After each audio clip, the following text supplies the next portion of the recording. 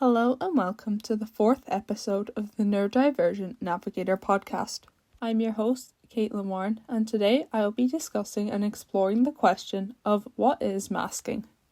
In this episode, we will look at a definition of what masking is, a definition of what unmasking is, how masking affects autistic people, why autistic people mask, how masking can be prevented, and my own experience with masking. I hope you enjoy. So, what is masking?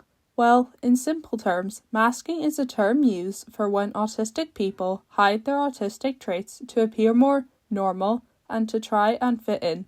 Autistic people may hide their autistic traits on purpose or without realizing it. Masking can involve copying behaviors from others around you that are considered to be normal, or changing things about yourself so you can try to be normal. These things can be big or subtle, whether it's the way you walk, talk, or even something as simple as the way you sit or stand. And on the other end of the scale, there is unmasking.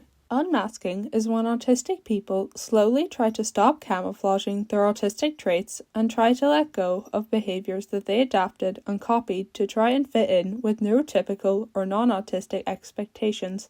It's basically when autistic people embrace their natural autistic traits such as stimming, revealing their authentic selves more. So how does masking affect autistic people, may you ask? Well, masking may seem like a small thing, but is actually very exhausting for autistic people. It can cause mental health issues, emotional exhaustion, identity confusion, burnout, and difficulty in building genuine connections and relationships with others. It also can cause difficulty with diagnosis and supporting a person's needs, because people might misinterpret someone's autism as something else or another type of disorder because of them masking it. Why do autistic people mask though? And how can masking be prevented? Well, autistic people may mask for various reasons. These reasons usually include social acceptance, so they are not judged or excluded, to create a sense of safety and security in social situations, to meet workplace expectations, and to try and fit in and avoid feeling different or like an outsider. Masking can be prevented when there is a safe and supportive environment in which autistic people can feel safe, accepted, and feel like they are able to be their authentic selves. Masking can also be prevented through education and awareness about autism, promoting acceptance and inclusion, and encouraging self-acceptance.